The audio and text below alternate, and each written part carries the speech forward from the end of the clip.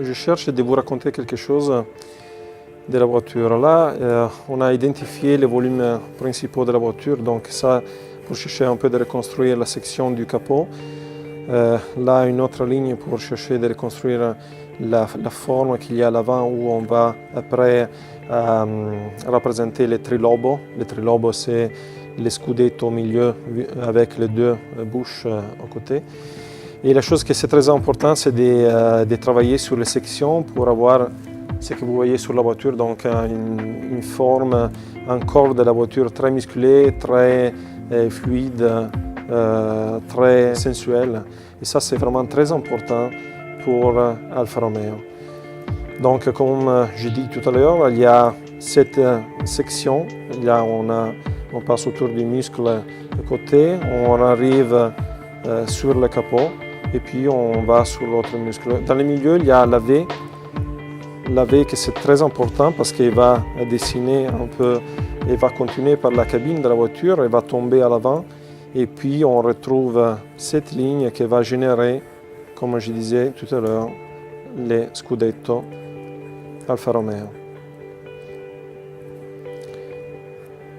C'est très important de jouer sur la tridimensionnalité, donc d'avoir une description très importante. Donc ça, c'est le Scudetto. Là, on retrouve les trilobos avec les deux bouches à côté. La ligne théorique qu'on retrouve sur la musculation, elle va dans la bouche, elle va tomber dans la bouche et va produire les deux parties noires qu'il y a donc dans ces éléments-là. Et puis il y a deux petits éléments stylistiques qui sont nécessaires pour donner quand même un peu de caractère dans la bouche de la voiture.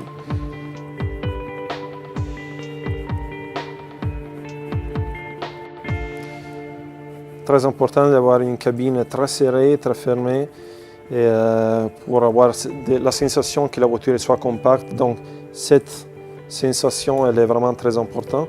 Une autre caractéristique, c'est sur le capot, vous avez cette ligne AV qui a une tridimensionnalité.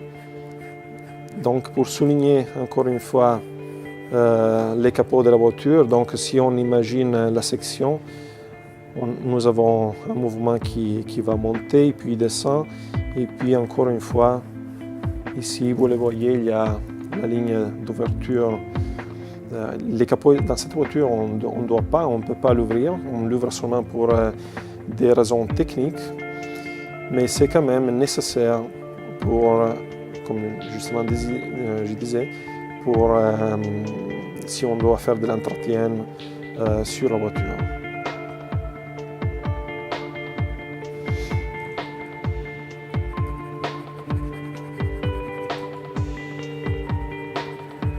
Ça, c'est un peu la figure plus importante, le visage d'Alfa Romeo, le trilobo. Sur 4C, elle est vraiment très iconique, c'est-à-dire qu'on n'a pas des éléments ajoutés dedans. Et si on regarde l'histoire d'Alfa Romeo, on retrouve vraiment une transformation de cette face d'Alfa Romeo dans l'histoire.